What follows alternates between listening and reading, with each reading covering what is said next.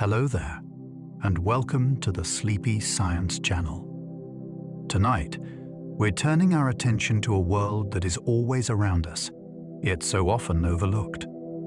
A world rooted in silence, patience, and quiet brilliance. This is the world of botany, the science of plants, leaves, flowers, and roots, and all their hidden systems that make life on Earth possible. Plants are not as passive as they appear. They shape the very air you breathe, the food you eat, the climates you live within, and the rhythms of entire ecosystems. Beneath their stillness lies constant motion, chemical conversations, subtle strategies, ancient solutions refined over unimaginable stretches of time.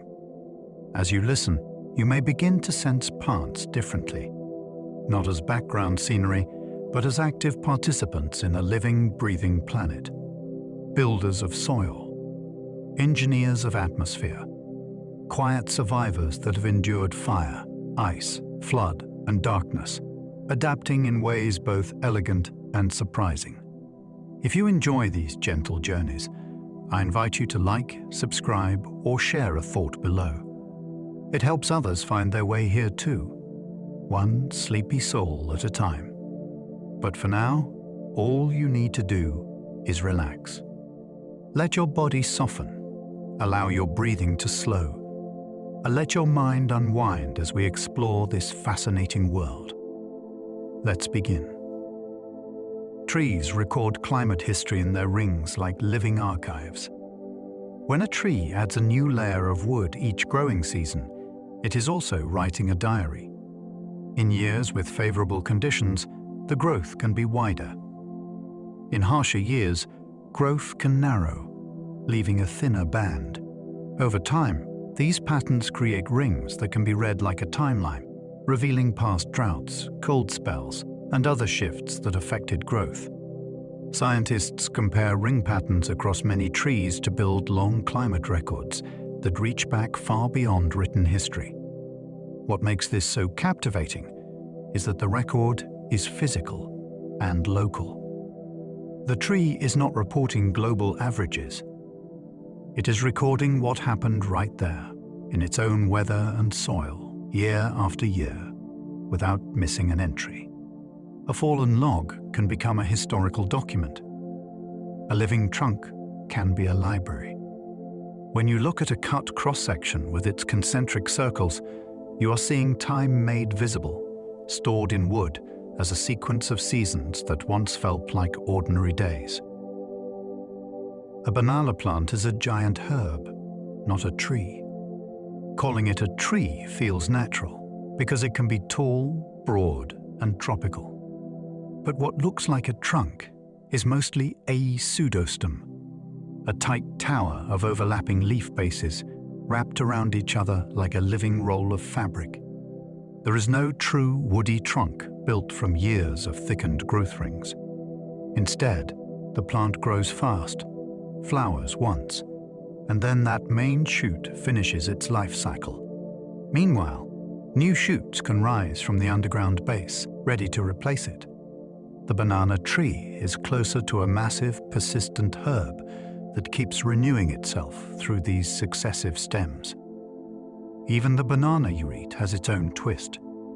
Many cultivated bananas develop fruit without the usual seed formation, which is why the fruit is soft and seedless in the way people expect.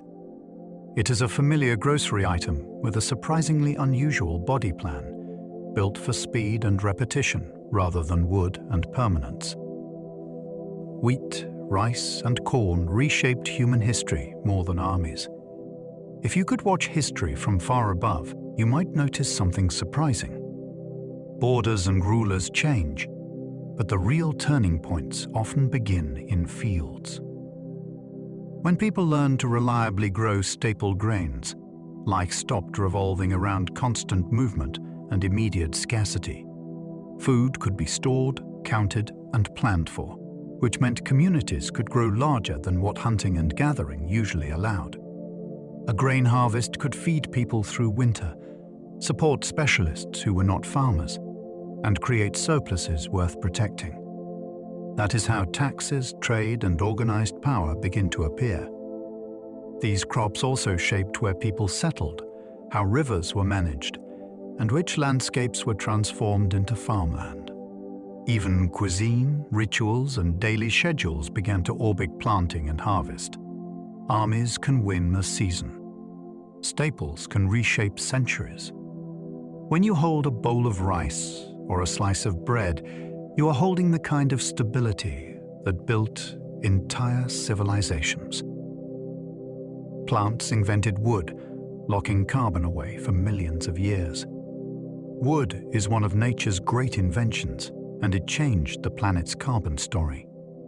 When plants evolved the ability to build tough, lignin-rich tissues, they gained the power to stand tall and lift leaves toward brighter light. But that same toughness also made plant matter harder to break down. Carbon that had been pulled from the air and built into trunks and branches could remain stored for a very long time, especially when buried in sediments or preserved in low oxygen conditions. Over deep time, this helped shift how much carbon cycled quickly back into the atmosphere versus how much got locked away in long-term storage. In other words, forests became more than scenery. They became part of Earth's climate machinery, quietly regulating the balance between air and life.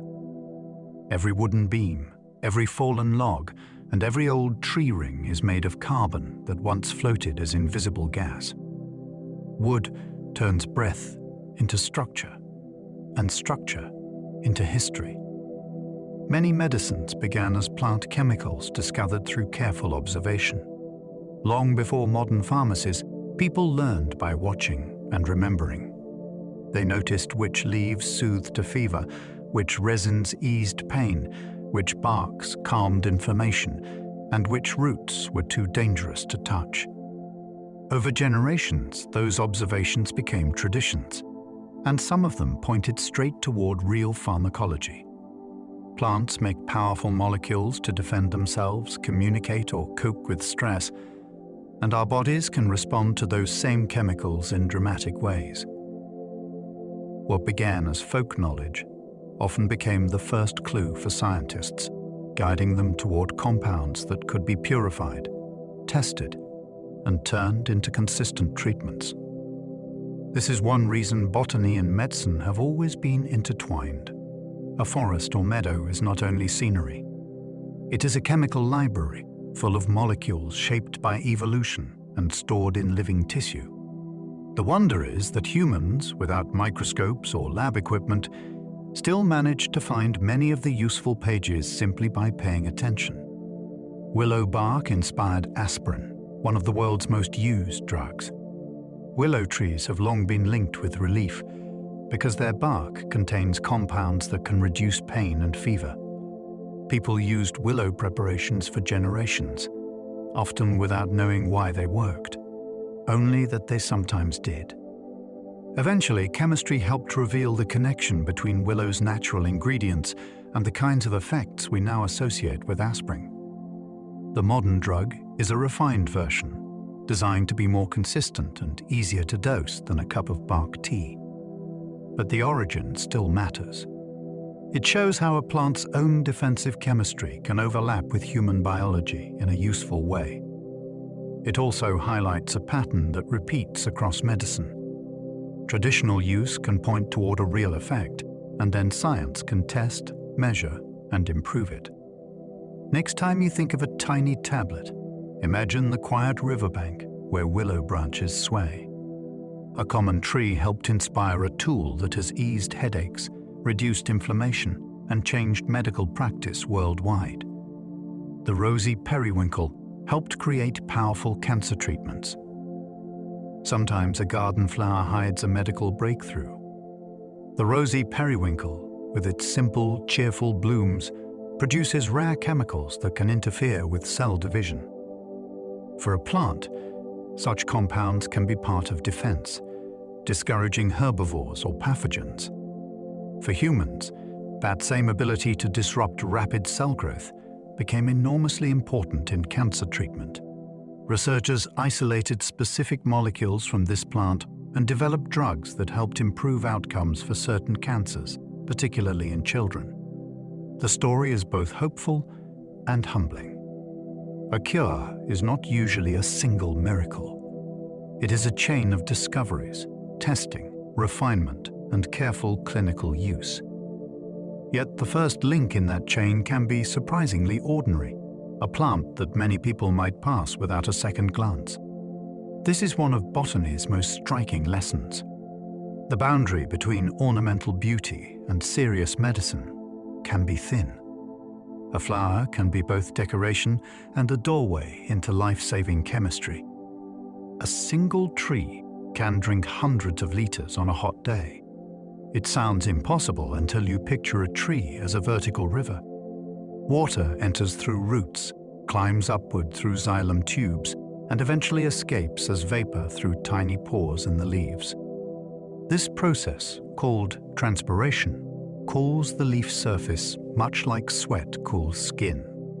On a blazing afternoon, millions of leaf pores can open and close in a coordinated dance, balancing cooling against the risk of dehydration. The pull is powered largely by physics, because as water evaporates from leaves, it tugs a continuous column of water upward from the soil. That means a mature tree can move surprising amounts of water without a pump, without a heart, and without any visible motion at all. Multiply that by a forest, and you begin to see why wooded landscapes can feel cooler, calmer, and more humid than bare ground nearby. The first gardens helped launch cities, writing, and trade. A garden sounds small and peaceful, but early gardens were a radical technology.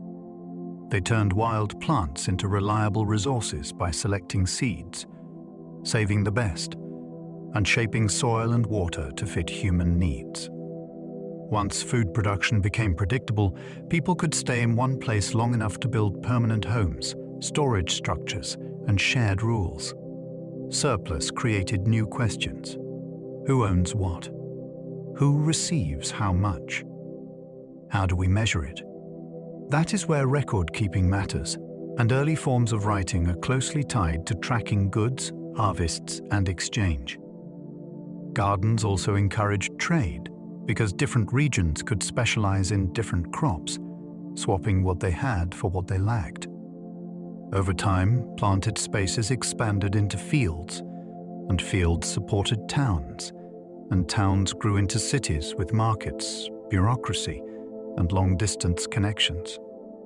In a very real way, the quiet act of tending plants helped make complex society possible. A garden is not just a place of growth. It is a blueprint for organization. Tea and coffee changed work, culture, and global economies. These drinks are so normal now that it is easy to miss how world-shifting they were. Tea and coffee offered something rare in human history, a widely shared daily ritual that sharpened attention and gathered people together. Coffee houses became places where news, ideas, and business could spread quickly, fueled by a drink that encouraged conversation and wakefulness. Tea became its own social universe, shaping ceremony, hospitality, and identity in different cultures. Both drinks also helped drive vast trade networks, with plantations, shipping routes, and fierce competition over supply. Their popularity influenced labor patterns too, because a warm, stimulating drink fit perfectly into long hours of study and work, especially as cities and industries grew. Behind the comfort of a morning cup is a story of agriculture, global exchange, and cultural transformation. It is botany meeting economics in a mug. A simple leaf or beam helped rewire how societies gather, focus, and move through the day. Ancient herbal texts recorded real drugs long before modern labs. Long before chemistry had glassware and precise measurements, people were still doing careful observation. They watched what plants did to the body, noticed patterns, compared doses, and passed the knowledge on. Herbal traditions gathered these discoveries into texts, some describing treatments that later turned out to contain genuine pharmacological power. What is fascinating is the method hiding inside the myth. Trial and error, repeated over generations, can sift out what helps from what harms, even without understanding molecules. Of course, not everything in ancient medicine works, and some remedies were dangerous. But many were surprisingly insightful, especially when they involved easing pain, soothing inflammation, or fighting infection. These texts are like early field notebooks written by people who treated the natural world as a living pharmacy. They also remind us that science does not begin with machines. It begins with attention. Every time a modern drug is traced back to a plant compound, it echoes that long human habit of learning from leaves, roots, and bark. Spices drove exploration, mapping, and sometimes conquest. It is almost funny to think that a pinch of flavor could move ships across oceans, but spices were once worth their weight in precious materials. They made food taste better, yes, but they also helped preserve and mask flavors in eras without refrigeration. That meant spices were not luxuries alone. They were power, health, and status, and they could be traded for fortunes. Demand pushed merchants and nations to search for direct routes to the sources, reshaping maps and motivating risky voyages into unknown waters. As new sea lanes opened, so did new conflicts, because whoever controlled spice routes could control wealth. The story is tangled, with commerce, ambition, and violence braided together. Yet it begins with plants. Aromatic bark, dried buds, seeds, and roots that evolved for their own reasons became some of the most desired goods on Earth. Botany here is not gentle. It is geopolitical. The scent of cinnamon and clove once carried the force of global change. The potato-fueled population booms, then tragedy when blight struck. A potato does not look like a world changer, but it is a remarkable package of calories and nutrients, grown underground where it is partly protected from weather and theft. In parts of Europe, it became a staple that could feed families on small plots of land, supporting rapid population growth. But reliance can become a trap. When a crop dominates the diet, anything that threatens it threatens entire communities. A plant disease called late blight hit potato fields with devastating speed, turning healthy plants into collapse. The result was not just hunger, but a social crisis, made worse by poverty, politics, and limited alternatives. The potato story is a lesson in both resilience and vulnerability. One species can lift millions, and the loss of that one species can break lives apart.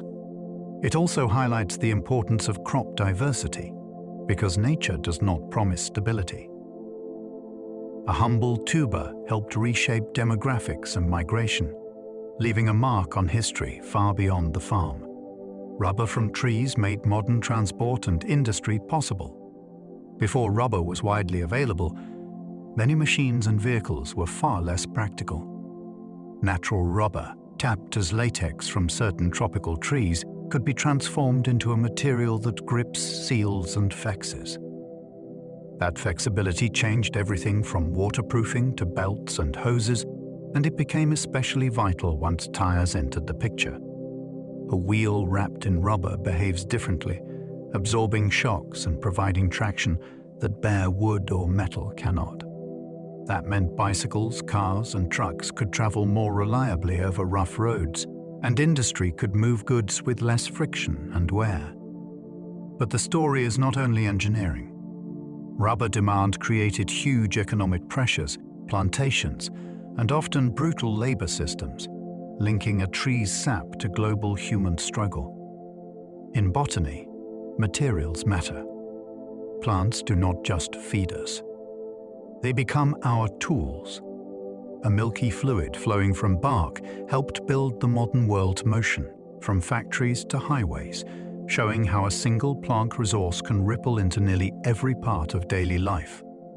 Cotton changed fashion, labor, and technology on a massive scale.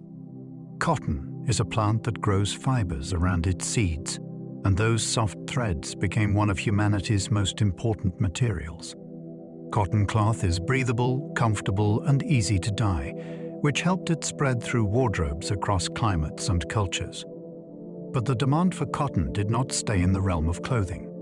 It drove technological change as spinning and weaving were mechanized, helping power the rise of factories and industrial production. At the same time, cotton's expansion became entangled with exploitation on a vast scale, including enslaved labor and harsh plantation systems in parts of the world. So cotton carries a complicated legacy, both familiar and heavy. It is a reminder that botany is not separate from society.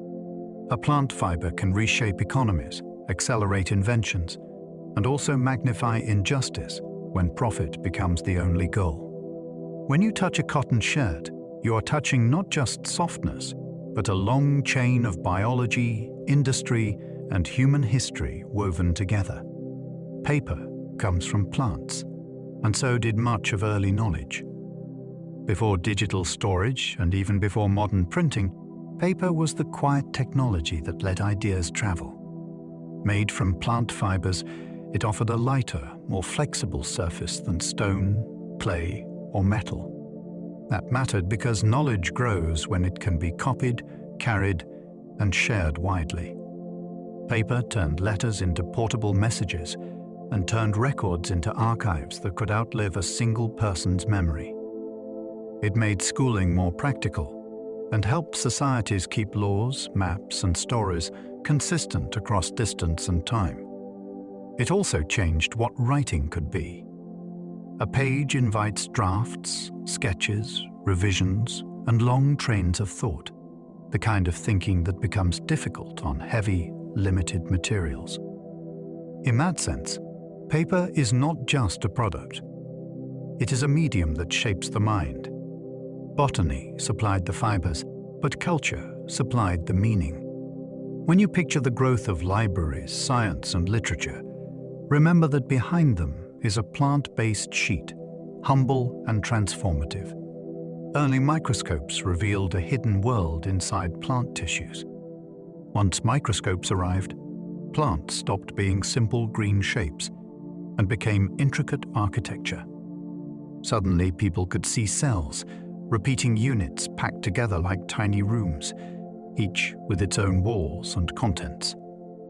They could watch pollen grains that looked like sculpted planets, and they could observe the fine patterns of veins and stomata that had been invisible before. This changed botany from surface description to inner mechanics. A leaf was no longer just a leaf. It was a layered system for capturing light, moving water, and exchanging gases with the air. The microscope also revealed that plants and animals share cellular foundations, linking all life through a common structure. In a way, early microscopes gave humans a new sense, a way to look into the craftsmanship of living matter. That shift did more than satisfy curiosity. It opened the door to modern plant science, from how disease spreads through tissues to how growth is organized. The hidden world was always there. The lens simply taught us to notice it. Plants quietly make oxygen in roughly every other breath. That simple truth means your lungs are partnered with green life, even if you live far from a forest. Oxygen is released when plants use light to split water during photosynthesis, and it accumulates in the air as a kind of invisible gift. It is easy to forget that Earth's breathable atmosphere is not a default setting. It is a living achievement, maintained day after day by countless leaves, needles, and blades of grass, plus tiny photosynthetic organisms in lakes and seas. In a sense, every park, garden, and roadside tree is part of a planet-sized life support system. The next time you inhale, imagine that breath as the end of a long chain that began in sunlight moved through a leaf's microscopic machinery and drifted outward into the sky until it finally found you. Nitrogen-fixing bacteria let legumes make fertilizer from thin air. Most plants are hungry for nitrogen, yet they cannot use the vast ocean of nitrogen gas floating all around them. Legumes found a clever workaround by partnering with bacteria that can do the hard chemistry. In little swellings on the roots called nodules, these microbes convert nitrogen gas into forms the plant can actually build with, like the raw ingredients for proteins and DNA. It is a quiet trade deal. The plant supplies sugars and a safe home, and the bacteria supply usable nitrogen. This is one reason beans, peas, and clover can grow in soils that would leave other plants stunted and pale. It is also why farmers have long used legume crops to improve fields, letting biology enrich the ground instead of relying only on added fertilizer. When you look at a simple bean plant, you are also looking at a tiny underground factory, turning air into nourishment. Some plants can sense touch and change growth within minutes. To us, a plant seems still, but to a plant, the world is full of physical contact. Wind brushes leaves, rain taps stems, animals bump branches, and neighboring plants press close. Many species respond with thigmomorphogenesis, a touch-triggered shift in growth. A lightly stroked stem can become shorter and sturdier, better built to resist bending.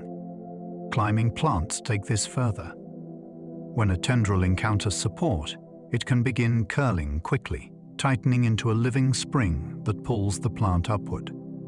Inside cells, touch can change calcium signals and hormone levels, turning a brief nudge into a developmental decision.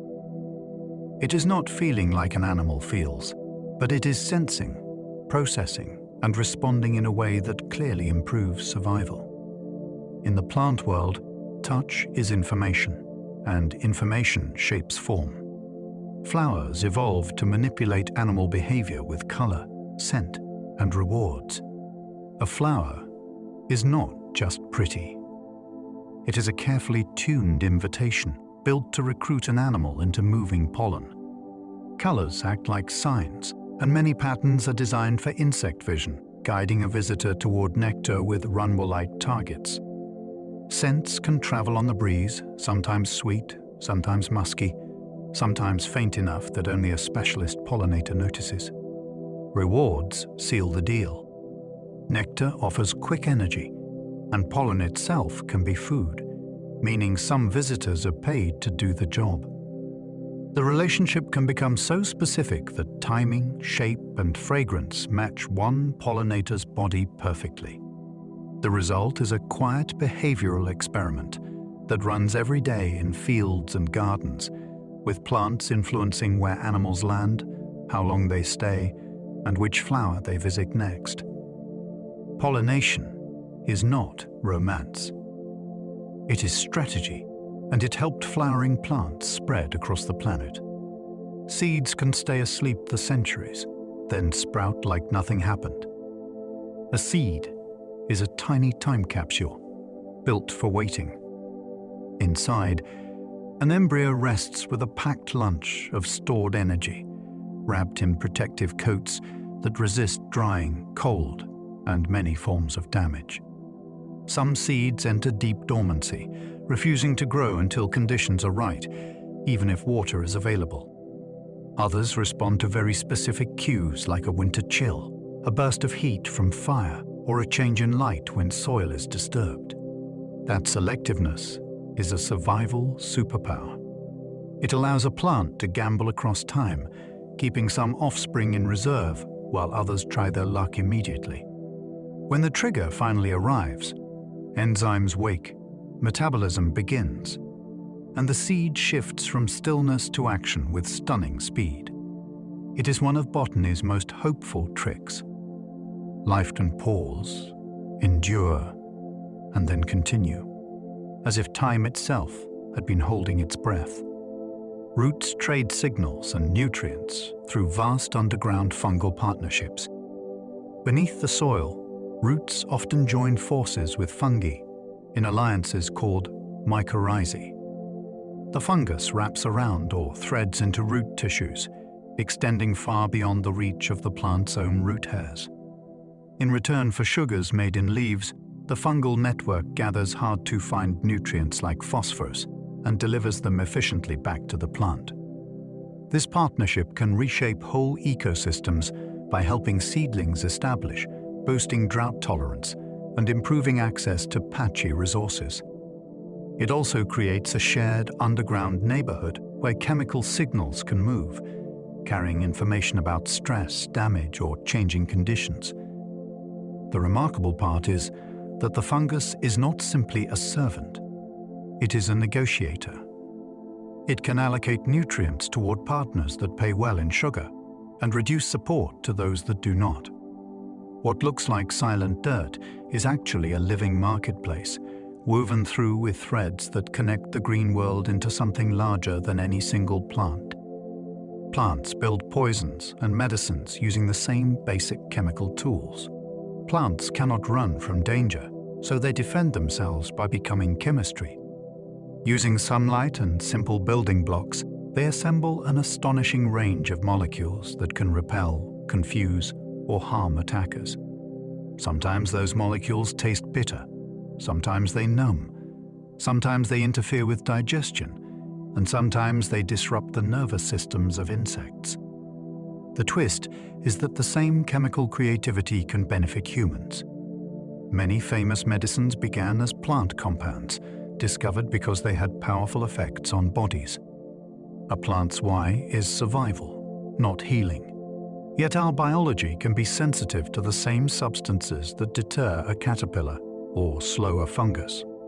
This is why a leaf, a bark, or a seed can be both remedy and risk depending on dose and preparation. Botany is full of these double meanings. In every ecosystem, plants are constantly inventing new molecules, and the line between poison and medicine is often thinner than we expect. A leaf can turn sunlight into sugar with astonishing efficiency. A leaf is a solar-powered factory so common we barely notice it. Light energy is captured by chlorophyll and other pigments, then used to power a chain of reactions that ultimately build sugars from carbon dioxide and water. What makes it astonishing is how this happens at ordinary temperatures, with soft tissues, using abundant materials, and with self-repair built in. Inside the leaf, countless chloroplasts are arranged to catch light without overheating, while internal air spaces help carbon dioxide reach the right cells quickly. The leaf also manages the tricky balance of opening pores for gas exchange without losing too much water, adjusting moment by moment as light and humidity change. Human technology can harvest sunlight too, but a leaf does it while growing, healing, and feeding an entire organism. This is why forests and fields are not just scenery. They are vast chemical engines, quietly turning light into the stored energy that supports nearly every food web on land. Many plants can clone themselves, making entire forests one organism. Cloning in plants is not science fiction. It is a practical way to spread without seeds. Some species send out runners, underground stems, or root sprouts that develop into new trunks and shoots. Over time, what looks like a grove of separate trees can be one genetic individual repeated again and again across the landscape. This can create colonies that share resources, respond together to stress, and persist for very long periods, even if individual stems die back. It also changes how you think about identity in nature. A forest can be one organism wearing many bodies, quietly expanding in rings or patches as space allows. For the plant, cloning is a reliable strategy in a stable habitat because a successful genetic recipe can keep copying itself. For us, it is a reminder that plant life does not always match our assumptions. In botany, a single individual can have a horizon. Botany reveals that still life is busy, strategic, and alive. Plants do not have muscles, but they do have plans. They track day length to time flowering, adjust leaf angles to manage light, and shift growth toward open space when crowded. They invest in roots when water is scarce, and in leaves when light is limiting, constantly budgeting energy like careful accountants. Some change their chemistry after being bitten, making new leaves tougher or less appetizing. Others coordinate with partners, inviting pollinators with signals, or teaming with microbes to access nutrients locked in soil. Even their stillness is an illusion created by our timescale. If you could watch a garden in fast motion, stems would sway, buds would open, and roots would explore like living fingers. Botany trains you to notice this hidden movement and decision-making. It is the science that turns background greenery into a cast of active characters, each solving the daily problem of staying alive without ever taking a step. Cacti can swell like living canteens after a rare desert rain. In the desert, rain is not a season so much as a surprise, and cacti are built to seize it fast. Their roots spread wide and shallow, ready to drink from a thin, brief sheet of water before it disappears. Then the real magic begins inside the stem. Instead of storing water in leafy branches, many cacti store it in thick, pleated tissue that can expand like an accordion. Those ribs you see are not just decoration. They are a flexible design that lets the plant grow in volume without tearing itself apart. A waxy skin slows evaporation, and tiny openings for breathing tend to stay closed during the hottest hours, opening more at night when the air is cooler. What you end up with is a plant that behaves like a carefully engineered reservoir, quietly banking water for weeks or months of bright, ruthless sun. Some orchids trick insects with fake mates, not sweet nectar. Some orchids do something almost unbelievable. Instead of offering nectar, they offer an illusion. A flower may resemble the shape, texture, and even the scent cues of a specific female insect so closely that a male tries to mate with it. In that confused, intense moment, pollen packets stick to the insect's body, ready to be delivered to the next deceptive bloom. It is a strategy built on precision, because it only works if the right pollinator is fooled in the right way. To humans, the flower can look harmlessly elegant. To the insect, it can look like the most urgent invitation in the world. This kind of deception shows how evolution can shape signals that push behavior without any reward at all. It is not kindness. It is persuasion. And it turns a quiet meadow into a stage where chemistry, shape, and instinct meet in a split second. Venus flytraps count touches before snapping shut to save energy. A Venus flytrap lives where soil is poor, so it cannot afford wasted effort. Closing its trap costs energy, and reopening it costs more. That is why it does not slam shut at the first hint of contact. Instead, the trigger hairs inside act like a security system. One touch can be a raindrop or drifting debris. Two touches close together are more likely to be a living visitor worth catching. Each touch produces a tiny electrical signal inside the leaf, and the plant effectively uses those signals as a threshold. When the pattern fits, the trap snaps with shocking speed, turning a leaf into a cage. If the prey is small and stops moving, the trap may relax and reopen, choosing not to waste time digesting a meal too tiny to matter. It is a plant, yes, but also a careful gambler, only paying the price when the odds look right. Sunflowers track the sun by day, then reset at night. A young sunflower behaves like a slow compass for light. Across the day, its head turns from east toward west, following the sun's path, and in doing so, it positions its leaves to capture more energy for growth. But the most surprising part happens when the light is gone. During the night, The plant gradually swings back toward the east, preparing to face dawn again. This is not just passive drooping. It is guided by internal timing and uneven growth on different sides of the stem, like a gentle tug-of-war in plant tissue. As the sunflower matures and the head becomes heavy with seeds, the daily tracking often slows and stops. Many settle into facing east, a position that can warm the flower earlier in the morning.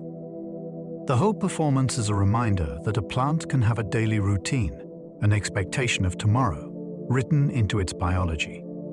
Mangroves filter salt and build land where there was sea. Mangroves live in a place that seems designed to defeat plants, where tides flood the roots with salty water and oxygen can be scarce in the mud. Their solution is a toolkit of clever compromises.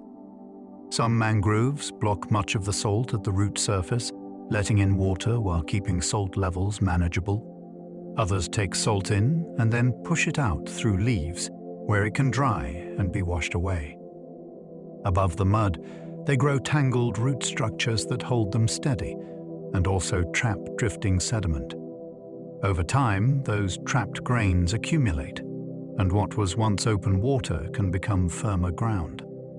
A mangrove shoreline can act like a living breakwater, softening waves and helping protect coasts from erosion. In this way, mangroves do not just survive the sea's edge. They reshape it, turning shifting tides into a place where more life can take hold. Seagrasses are flowering plants that returned to the ocean long ago. Seagrasses look like seaweed at a glance, but they belong to a very different story. They are flowering plants that once lived on land and then moved back into the ocean, adapting to a life fully underwater. That meant solving problems most plants never face. They must exchange gases while submerged, withstand currents, and reproduce in a medium that can carry pollen away in strange drifting paths.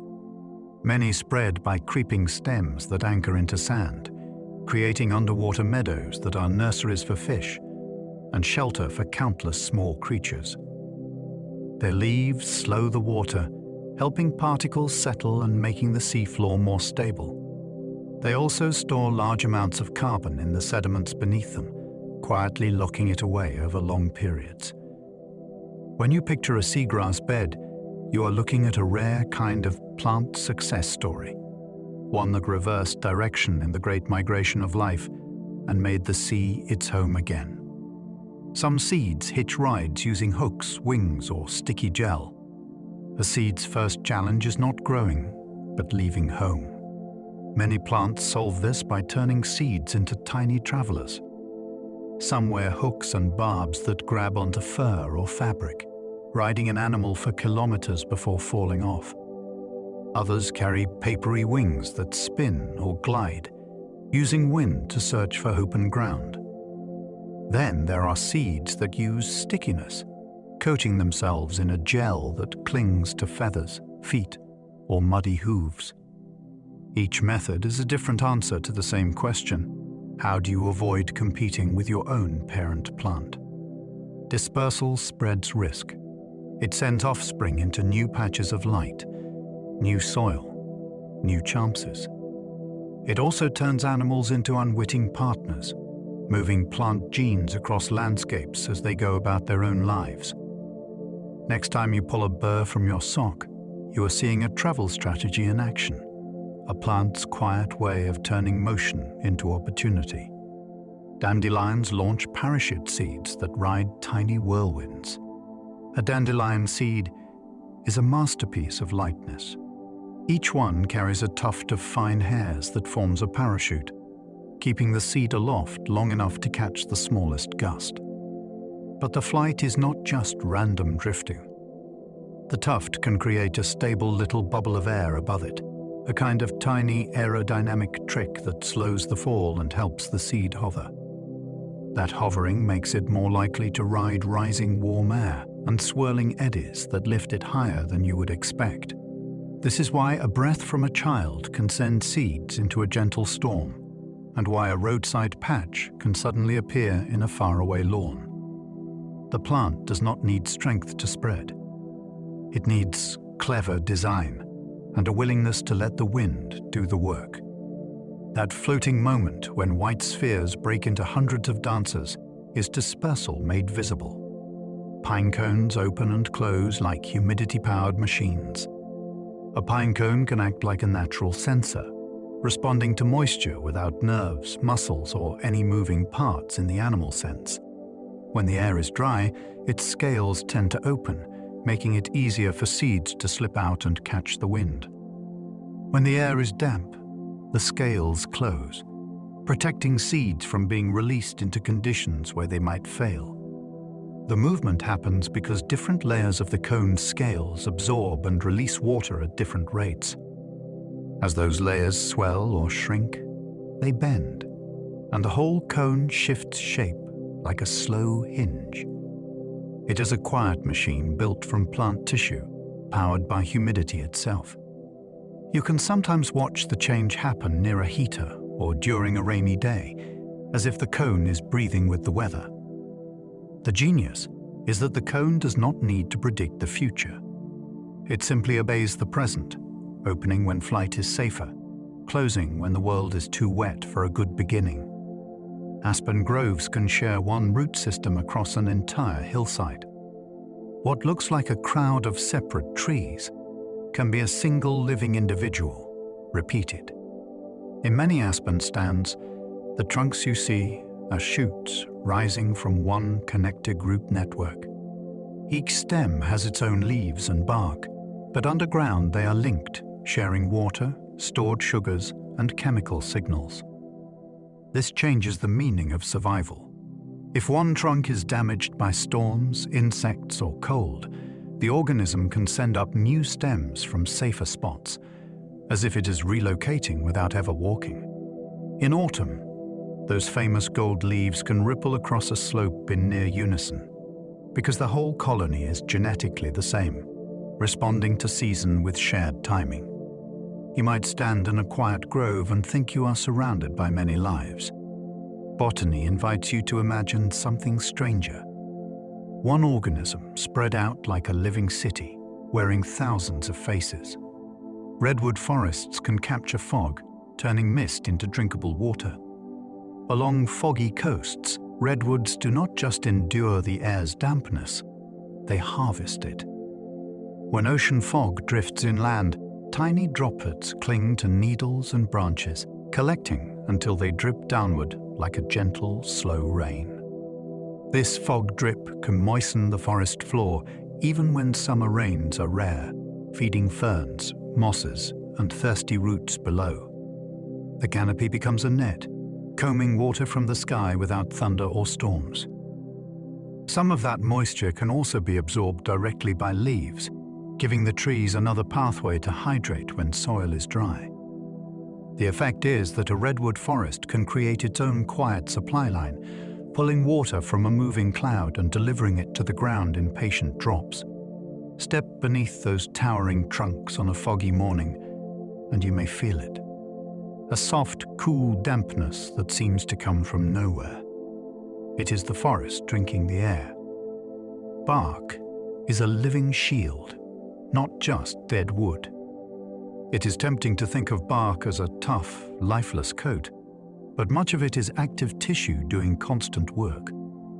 Outer layers can be dead and protective, but beneath them are living cells that store energy, move sugars, and help control how the tree responds to damage. Bark can insulate against heat and cold, discourage hungry animals, and slow invading microbes. Its texture and chemistry often reflect a tree's lifestyle. Some species grow thick, corky layers that resist fire. Others produce bitter compounds that make a mouthful unpleasant. Even the pattern of cracks and plates can matter, helping the trunk expand as it grows. When bark is injured, the tree does not simply heal like skin. It responds with its own strategy, shifting resources, sealing, and defending. So the next time you touch a trunk, consider what your fingers rest on. Not just armor, but a boundary where the tree negotiates with the world every day. Trees conceal wounds by walling off damage inside. A tree cannot stitch torn tissue back together the way animals do. Instead, it isolates trouble. When a branch breaks or a trunk is cut, the tree forms chemical and structural barriers around the injured area, limiting how far rot and fungi can spread. Think of it as building internal walls, turning the damaged zone into a quarantined room. New wood can grow around the wound over time, but the original injured tissue often remains inside, sealed away like a scar hidden under a smooth surface. This is why old trees can look healthy while holding hollow spaces within, the damage contained rather than erased. It is a different philosophy of survival. Do not repair the past. Protect the future. That approach lets a long-lived organism keep standing through storms, lightning strikes, and decades of small injuries. A tree's body is a history book, and its walls are how it keeps the story from turning into an ending. Some plants remember drought and respond faster the next time. A dry spell can leave a lasting imprint in a plant's physiology. After surviving drought, some species adjust in ways that help them cope if water disappears again.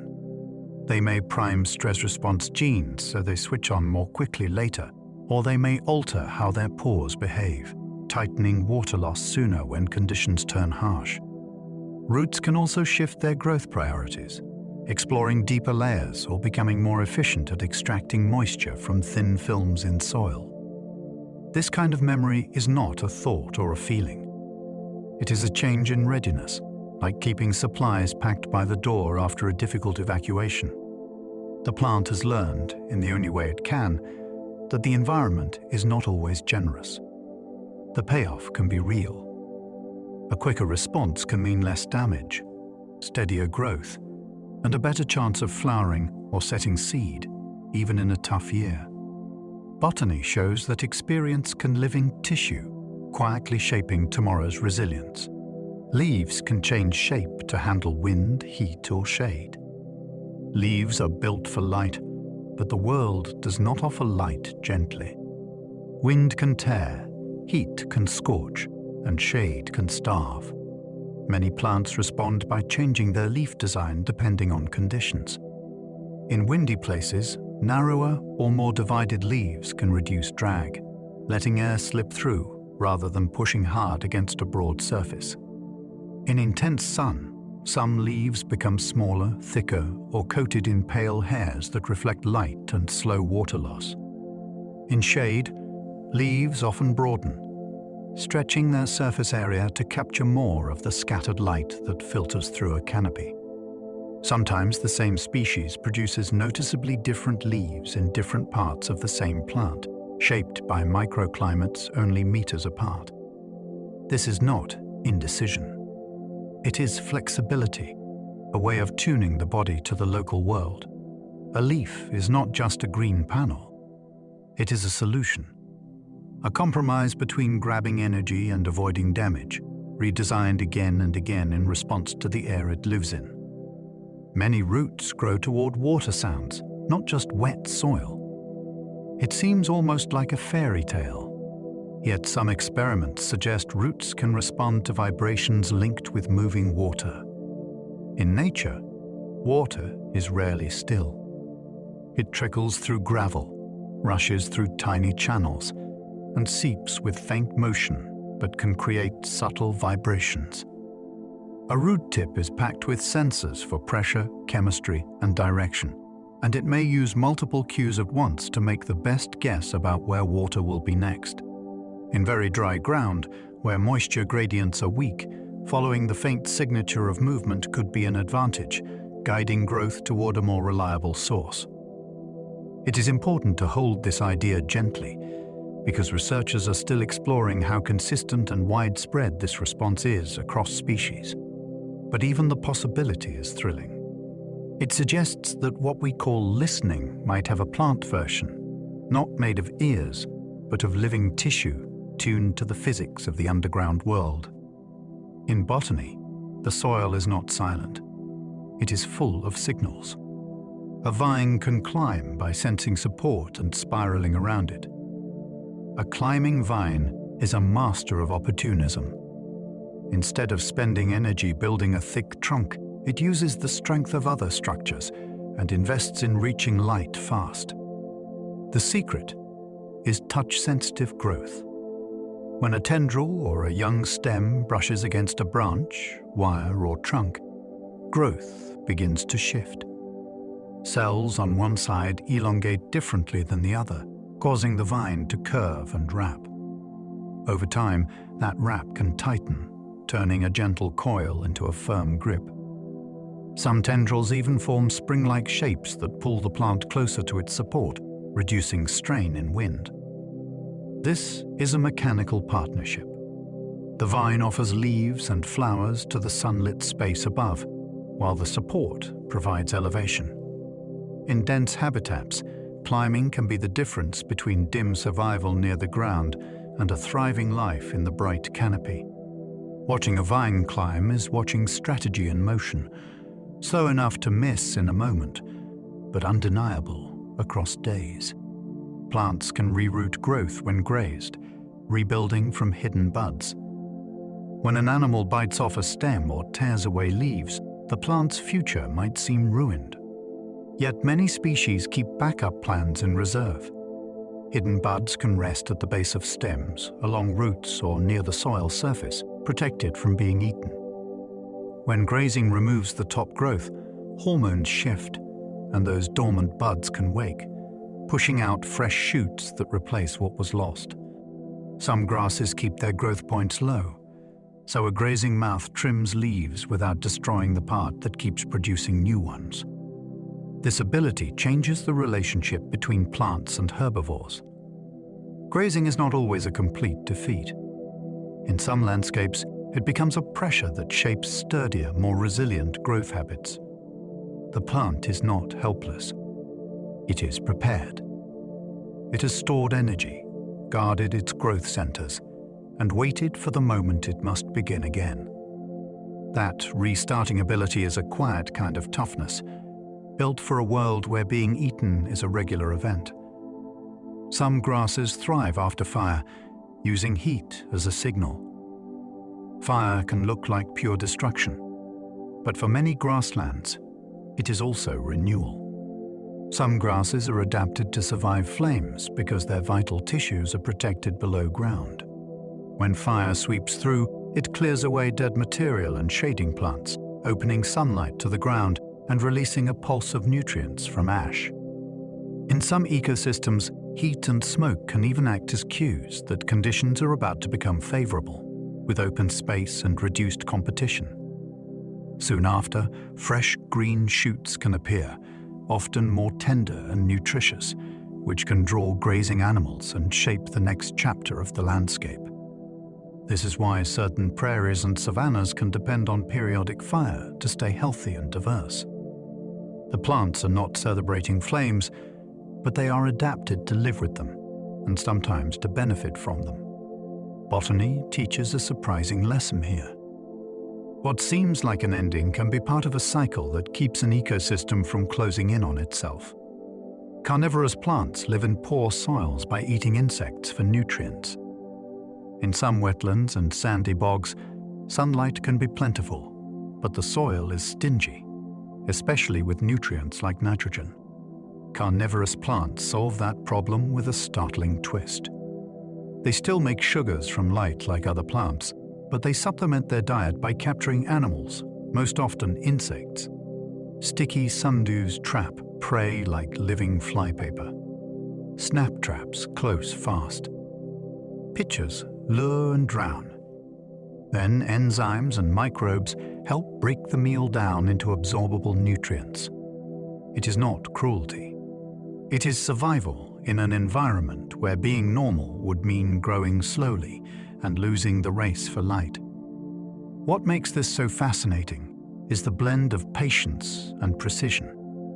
These plants advertise with glistening droplets or sweet scents, then wait, sometimes for days, for the right visitor to make one mistake. In nutrient-poor habitats, a single insect can be the difference between struggling and thriving. Pitcher plants can hold mini ponds with whole food webs inside. Some pitcher plants are more than traps. They are tiny ecosystems. Rainwater collects inside the pitcher, along with leaf litter, pollen, and the unlucky insects that slide in and cannot climb back out. Over time, a small community can develop in that liquid. Larvae, mites, and microbes may feed on the decaying bodies, each taking a role in breaking down the nutrient-rich soup. In some places, even small amphibians use pitchers as shelter, turning the plant into a strange living habitat. The plant benefits because the activity inside helps process nutrients into forms it can absorb. It is like outsourcing digestion to a whole cast of helpers. When you lean close to a pitcher, you are peering into a hidden pond, scaled down to fit in a flower-like cup. Botany often reveals this kind of layering, where one organism becomes a home, and a home becomes a machine that feeds its builder. Some flowers warm themselves to melt snow and lure pollinators. Imagine being a pollinator on a cold early spring day. The air is sharp, the ground is still patchy with snow, and warmth is rare. Some flowers meet that moment by generating heat. Through intense cellular respiration, they can raise the temperature of their floral tissues above the surrounding air, sometimes enough to help melt snow near the bloom and release scent molecules more effectively. That warmth can also offer a small refuge, a place where an insect can warm up and become active sooner. It is a brilliant timing advantage. Early bloomers face less competition for attention, but they also face harsher conditions. By making their own heat, they can open earlier, smell stronger, and reward pollinators with a cozy landing pad. The flower is not just surviving the cold. It is using cold as an opportunity. When you see a bloom pushing up through late frost, it may be doing more than resisting winter. It may be quietly running its own heater. A fig's fruit is a hidden flower garden turned inside out. A fig looks like a single fruit, but its real story is stranger. What you bite into is a structure that holds many tiny flowers on the inside, tucked away like a private orchard within a skin. Those hidden flowers need pollination, and in many fig species that job is done by a tiny wasp that slips inside through a small opening. The partnership can be remarkably specific, with certain wasps matching certain figs. Inside, the wasp pollinates while laying eggs in some flowers, and the fig develops its seeds in others. To the outside world, none of this is visible. The fig simply ripens, sweet and soft, while an entire pollination drama has already unfolded within. This design protects the flowers and concentrates scent and signal in a very targeted way. It is also a reminder that botany can hide complexity in plain sight. Sometimes a simple fruit is actually a whole garden folded inward. Certain plants release chemicals that stop nearby seeds from sprouting. Plants compete for light, water, and space, and some of them do not leave that competition to chance. They can release natural chemicals into the soil or leaf litter that reduce germination or slow the growth of neighbors. This is called allelopathy, and it can shape what an entire patch of land becomes. A plant may create a kind of chemical halo around itself, giving its own seedlings an advantage while making it harder for rivals to get started. You can see hints of this in nature when one species forms unusually pure stands, with fewer newcomers taking root beneath it. These chemicals can travel through rain-washed leaves, root exudates, or decaying plant material, and they can influence microbes as well as plants. It is not magic. It is chemical ecology, a quiet form of territorial behavior written into soil. The ground is not just dirt. It is a battlefield of molecules, and some plants fight with invisible fences. Plants can taste light color to choose the best growth strategy. To a plant, Light is not just brightness. It has a flavor, a mix of colors that carries information about the world. Under a dense canopy, light becomes richer in far-red wavelengths because leaves absorb much of the red. Many plants detect that shift using specialized pigments called phytochromes, and they respond with a strategy change. A seedling might stretch taller, lengthen stems, and angle leaves differently, trying to escape shade and reach open sun. In other situations, the same sensory system can help time seasonal events because day length and twilight quality change across the year. What is remarkable is the decision-making embedded in this. The plant is not guessing. It is reading a signal and choosing how to spend its limited energy. Should it invest in sturdy growth or gamble on a rapid reach upward? Light color becomes a forecast, a clue about neighbors and seasons.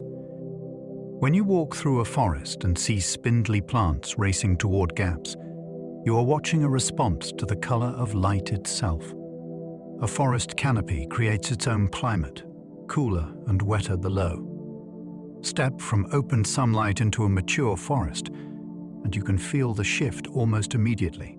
The canopy filters light, reducing heat at ground level, while leaves release water vapor that raises humidity. Wind is softened by trunks and branches, so air moves differently, slower, and often more gently.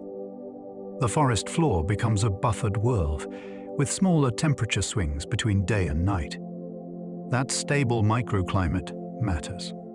It helps seedlings survive, supports fungi and decomposers, and protects moisture-loving plants that would scorch in open fields. Even the timing of evaporation changes because sunlight arrives in broken patches instead of a constant blaze. In many forests, this creates layers of life, with different species adapted to canopy, mid-story, and understory conditions, each living in its own version of the weather. It is one of botany's most surprising lessons. A forest is not just a collection of trees. It is a climate-making machine, shaping its own atmosphere on a human scale. Some leaves shimmer blue using structure, not blue pigment. Blue is rare in plant pigments, yet some leaves glow with a blue sheen that looks almost unreal. In many cases, that color is not made by dye-like chemicals at all. It comes from structure. Microscopic layers in the leaf surface can bend and scatter light so that certain wavelengths bounce back more strongly, creating an iridescent or metallic blue effect. It is similar in spirit to the way a soap bubble shows color, or how a peacock feather seems to change as you move. For plants living in deep shade, this shimmering may help manage the little light available, either by directing light into tissues more effectively or by reducing glare and damage. It can also confuse herbivores by making leaves harder to visually interpret. Whatever the exact advantage in each species, the result is unforgettable. A leaf becomes an optical device, not painted blue, but engineered to look blue by the physics of its own surface. Plant scents can warn neighbors to prepare defenses. When a leaf is chewed, the plant is not helplessly silent. Many release airborne chemicals, a kind of botanical alert system.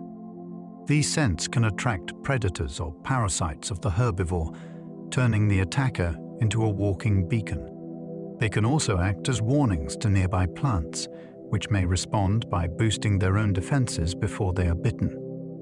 That preparation might include making leaves tougher, shifting chemistry to taste worse, or producing compounds that interfere with digestion in certain insects.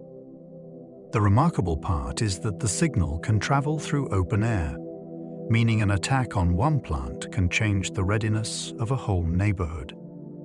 This is not language in the human sense, but it is communication, and it has consequences. In a meadow or forest edge, the air is full of information we do not notice. Every time you smell crushed green leaves, you are smelling part of that system. A chemical message that says, in effect, danger is near. The first forests helped reshape rivers and build richer soils. Before forests spread widely across land, water ran differently. Without dense roots to hold ground in place, rain could wash soil away more easily, and rivers could become wilder, shifting and eroding with fewer restraints. As early forests expanded, their root systems began to stabilize banks, slow runoff, and trap sediments. Leaf litter piled up and broke down, feeding soil life and creating richer, darker ground that could hold more water. This changed landscapes from the ground up. Streams could become clearer and more structured, wetlands could form more readily, and nutrients could cycle through living systems instead of being swept away in every storm. Forests also created shade and cooler microclimates, which further influenced how water moved and evaporated. So the first great stands of trees did not just appear on land. They engineered land. They turned bare surfaces into textured habitats, and in doing so they helped build the kind of soils that could support even more life. A forest is a landscape builder, with roots as its tools. Long ago, giant club moss trees helped form today's coal deposits. It is hard to imagine club mosses as trees, because today their relatives are often small and close to the ground. But in ancient swampy worlds, some grew tall and thick, forming forests of strange, spore-bearing giants. When these plants died, they often fell into waterlogged environments where decay was slow. Layer after layer of plant material could accumulate, gradually becoming peat. Over immense spans of time, heat and pressure transformed that peat into coal, compressing ancient plant carbon into dark seams beneath the earth. That means parts of the coal burned in modern power plants began as sunlight captured by leaves hundreds of millions of years ago. It is a sobering link between botany and industry. Coal is not just a rock. It is fossilized plant life, a stored sunbeam turned into fuel. When you think about the age of energy, remember that some of it was banked by forests that no longer exist, built by plants that look nothing like the ones around us today. Mosses can survive drying out, then revive when rain returns. A moss can look dead when it dries, brittle and faded, as if life has left it completely. But many mosses are masters of pause. They can lose most of their water, slow their metabolism to a crawl, and wait. When moisture returns, they rehydrate and resume activity with a kind of quiet resurrection. This ability is especially useful in places where water comes and goes, like rock faces, tree bark, or thin soils that dry quickly after sun. Mosses do not rely on deep roots to reach stable water supplies, so they evolved a different kind of resilience, the ability to tolerate drying itself. In that state, they can endure harsh conditions that would kill more delicate tissues. Then a simple drizzle, fog, or dew can bring them back to softness and green. It is a reminder that life does not always survive by avoiding stress. Sometimes it survives by becoming compatible with stress, turning drought into a temporary sleep instead of a final end. Lichens are partnerships that can live on bare rock. A lichen is not one organism, but a collaboration. Typically, a fungus provides structure and protection, while a photosynthetic partner, often an alga or cyanobacterium, provides energy by capturing light. Together, they can live where neither could thrive alone, including the surfaces of bare rock. In those harsh places, lichens face intense sun, temperature swings, and very little water. Yet they persist, growing slowly, gripping stone, and beginning the long work of turning rock into soil. Their bodies can trap dust, hold moisture, and even release chemicals that help break down minerals. Over time, this contributes to the first thin layer of life-supporting material, making it easier for other organisms to arrive. In that way, lichens can act like pioneers, stepping into emptiness and making it more habitable. They are also reminders that evolution does not always reward independence. Sometimes the winning strategy is partnership, two very different lives braided together into a single, durable presence on the edge of nothing. Some plants thrive in metal-rich soils that poison most life. In certain places, the ground is loaded with metals like nickel, zinc, or copper at levels that would harm most plants. Yet some species not only survive there, they specialize in it. These plants may limit how much metal enters sensitive tissues, or they may lock metals away in compartments where they cause less damage. Some even store metals in leaves, turning their own bodies into living vaults. This can discourage herbivores because a mouthful of metal-laced foliage is not appealing. The existence of these plants reveals how adaptable life can be when pressure is strong and competition is low. In metal-rich habitats, fewer rivals can grow, so a plant that can tolerate the chemistry gains space and light. There is also a practical side to this wonder. Certain metal-tolerant plants have been studied for phytomediation and even phytomening, using vegetation to help clean or concentrate metals from soils. A hillside that looks barren can hide a botanical survival story written in chemistry. Alpine flowers can bloom at the edge of permanent ice. Near glaciers and high mountain ridges, life faces short summers, fierce winds, and sudden freezes. Yet alpine flowers still find ways to bloom. Many grow low to the ground in tight cushions that reduce heat loss and shelter delicate parts from wind. Their leaves can be small and tough, and their growth can be slow, storing energy carefully for the brief moment when conditions allow flowering. In these places, timing is everything. A flower may open quickly when snow retreats because pollinators are scarce and the season is short. Some alpine blooms track warm microclimates, using south-facing slopes and rock crevices that collect sunlight. The result is a kind of bravery in miniature, bright petals appearing where you would expect only stone and ice. These plants make a powerful point. Survival is not always about dominating a landscape. Sometimes it is about fitting into tiny pockets of opportunity and using every clear day like a gift. On the roof of the world, a flower is a statement that life can persist almost anywhere. Desert annuals wait years for one perfect rain to race through life. Some desert plants live most of their existence as sleeping seeds, scattered across sand like hidden promises. Years can pass with almost no rain, and nothing seems to change.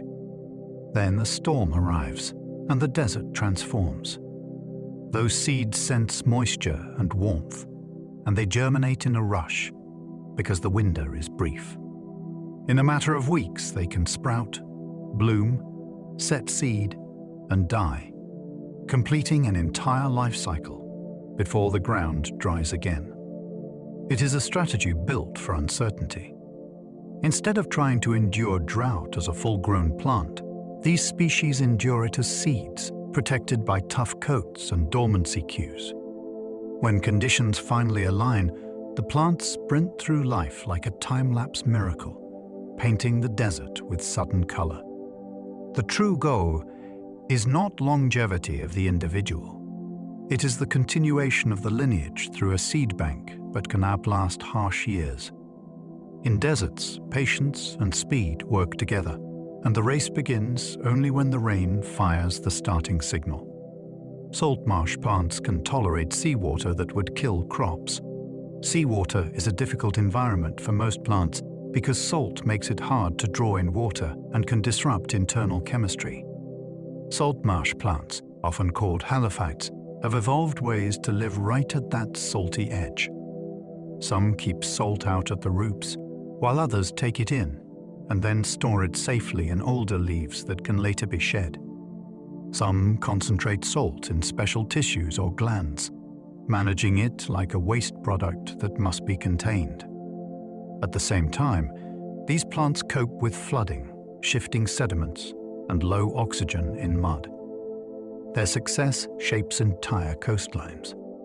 Salt marshes can buffer waves, trap sediments, and provide crucial habitat for birds, fish, and countless small creatures. These plants are living evidence that what seems inhospitable can become home with the right adaptations. They also matter to people, because understanding salt tolerance is increasingly valuable as soils become saltier in some agricultural regions. A marsh plant is not just surviving salt. It is teaching us how biology negotiates with it. Certain plants survive floods by switching to low-oxygen chemistry. Floodwater can suffocate roots because waterlogged soils lose air spaces and oxygen levels drop fast. For many plants, that is a death sentence. But some can switch metabolic modes when oxygen becomes scarce, relying more on anaerobic pathways to keep cells alive. It is not as efficient as normal respiration, but it can buy time until waters recede. Some flood-tolerant plants also develop air channels in their tissues that act like internal snorkels, moving oxygen from above water parts down toward submerged roots. Others form new roots closer to the surface, where oxygen is more available. These responses can happen quickly, because floods do not offer long planning horizons. What fascinates here is the flexibility. The plant is not one fixed machine. It is a system that can reconfigure when conditions flip. In wetlands and river margins, this ability shapes what species can live where, and it explains why some landscapes stay green even when they spend weeks underwater. Flood survival is a chemistry story, an anatomical story, and a timing story, all happening quietly beneath the surface. Plants use hormones to coordinate growth like an internal messaging system. Inside a plant, growth is not random. It is coordinated by chemical messengers that move through tissues and tell cells what to do next. Hormones can signal when to stretch stems, when to branch, when to pause, and when to begin flowering. They help a plant respond to the world in real time. If light comes from one side, hormone gradients can shift so the stem bends toward it.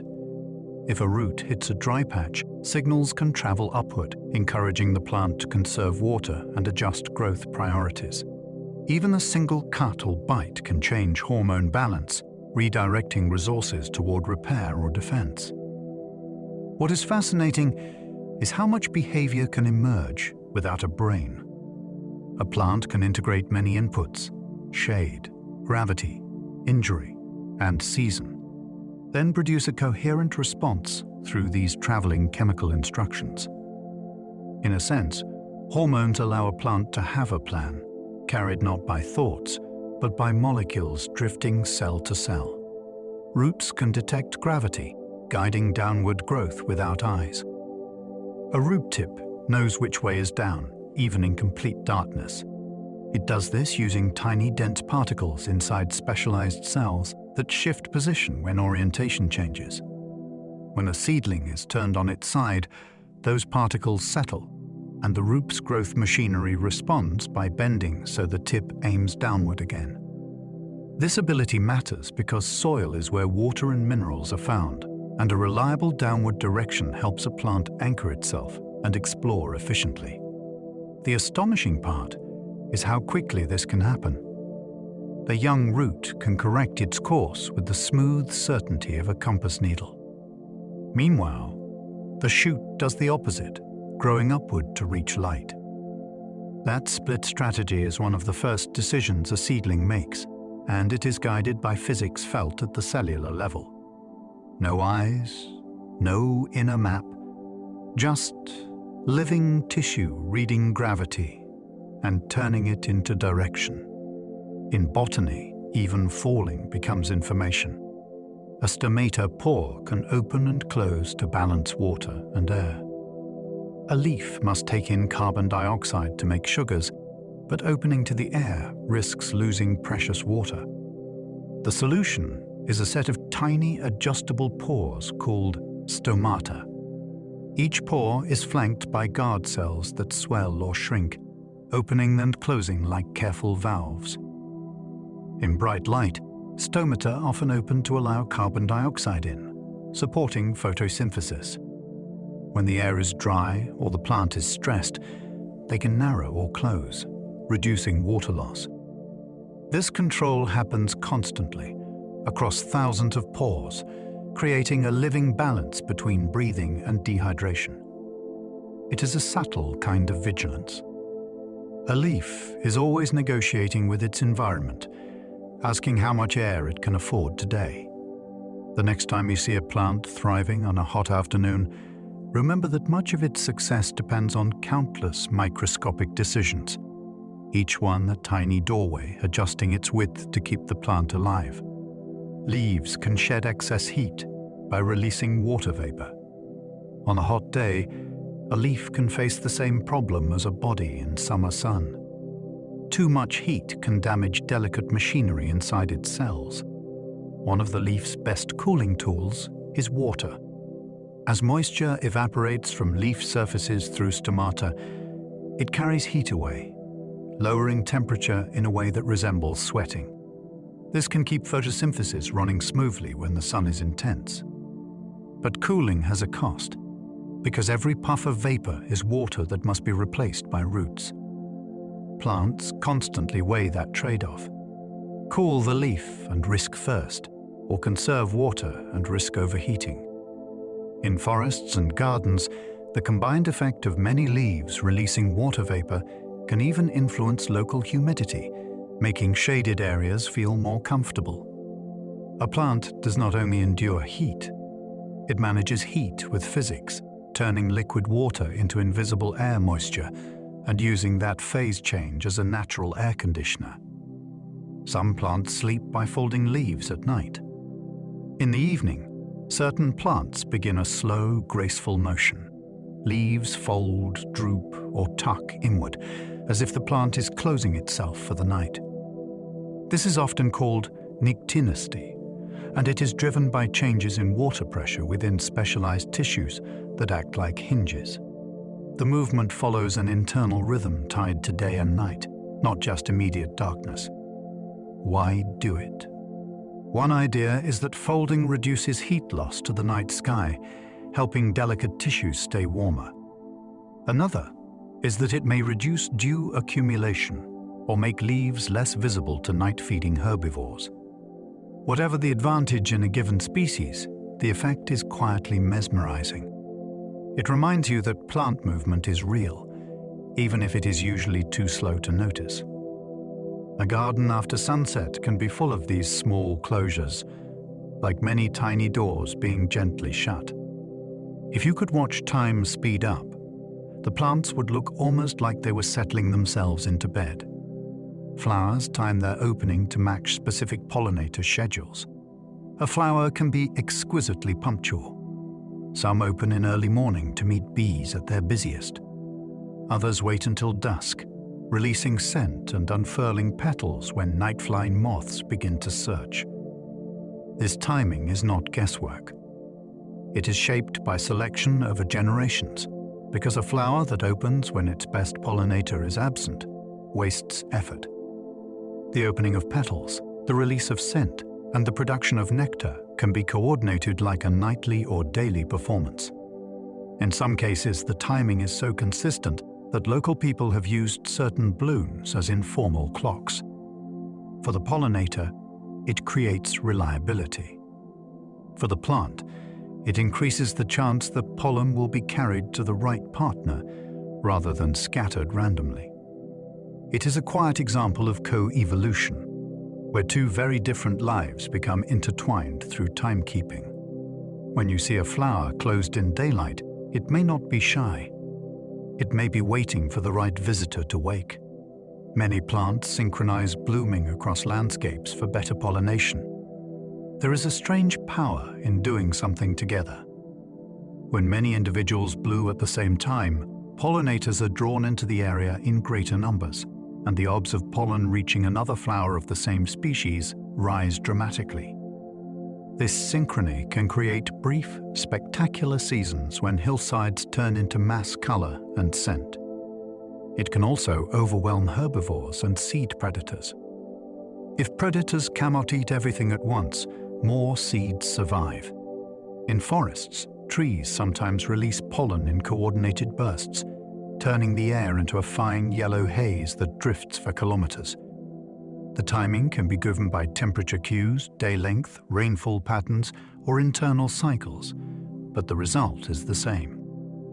A landscape behaves like a single organism for a moment, aligned in reproduction. This is botany on the scale of crowds. A lone plant can struggle to find a match. A synchronized population can transform the whole region into a giant invitation, pulling insects, birds, or wind into a temporary festival of fertilization. A seedling can sense shade and stretch before light disappears. A young plant is in a race, and the prize is sunlight. When neighbors grow close, light changes character.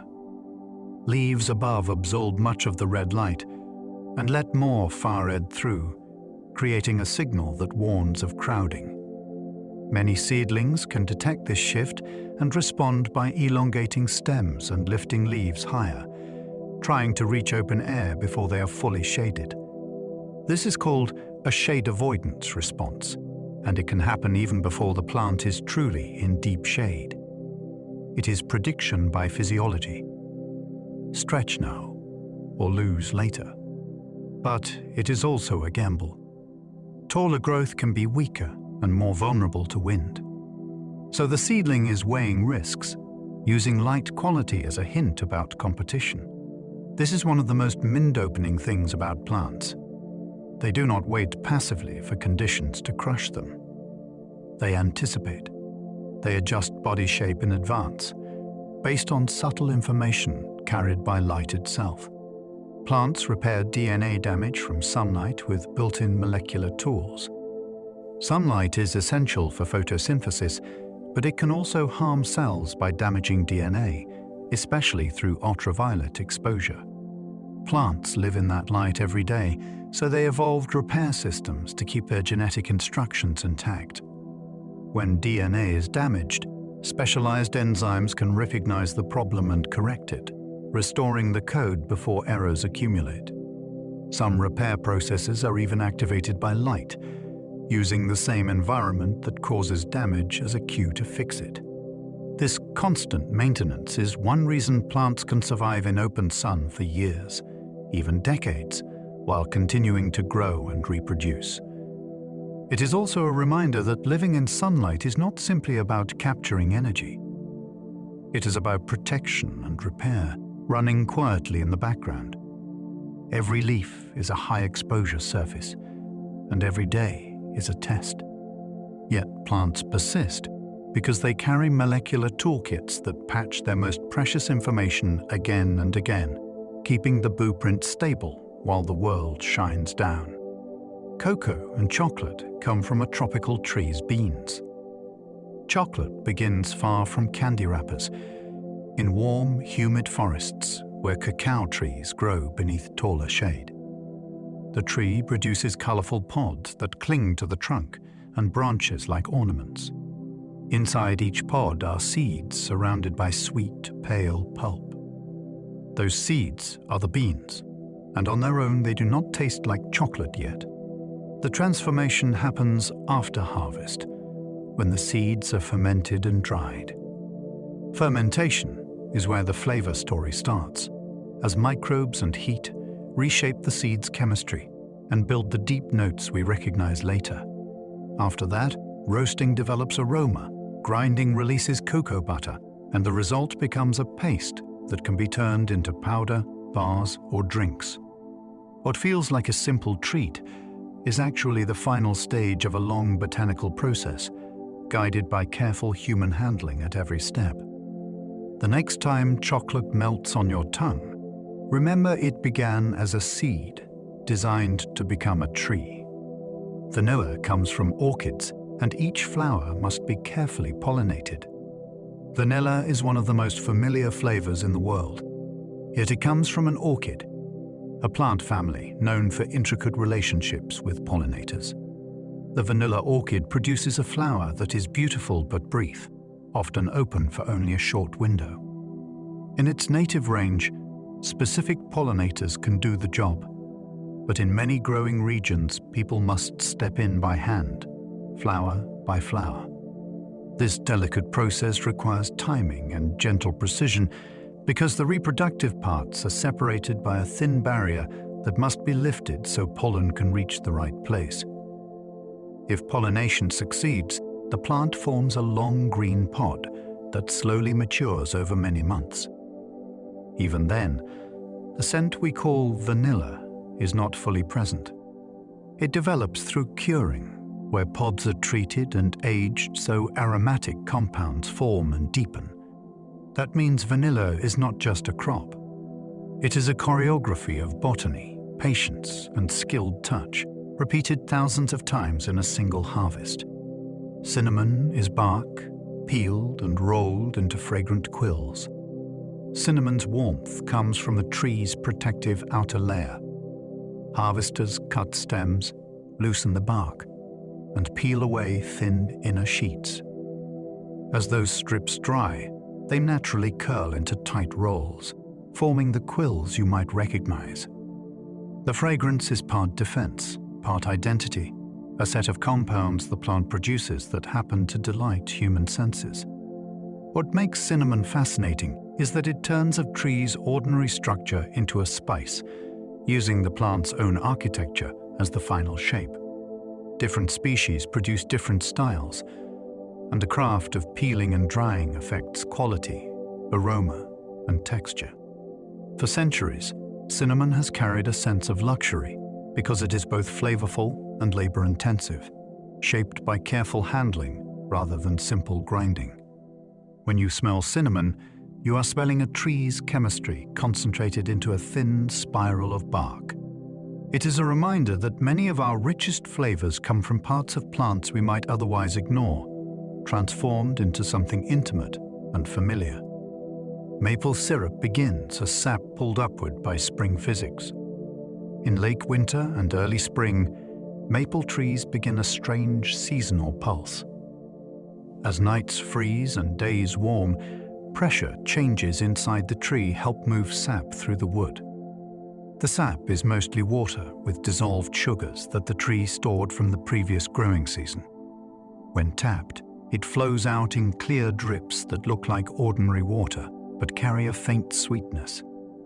Turning that into syrup requires removing much of the water, concentrating the sugars until the liquid becomes amber and fragrant. What makes this story so captivating is that it depends on a precise seasonal rhythm. If it stays too cold, sap does not run. If it warms too much, the chemistry shifts and the season ends. This means maple syrup is a taste of a narrow window in the year, captured in liquid form. Each bottle is the record of a tree responding to temperature swings and internal pressure, offering up stored sunlight from last summer as a spring gift. Olives are fruits, and their oil is plant energy in liquid form. An olive is not a vegetable or a seed, but a fruit, built to protect and eventually spread a seed inside. Like many fruits, it stores energy, and in olives, that energy is stored largely as oil. That oil is a form of concentrated plant fuel, made from carbon and hydrogen assembled through photosynthesis and metabolism. When humans press olives, we are extracting that stored energy, along with aromatic compounds that vary with variety, climate, and harvest timing.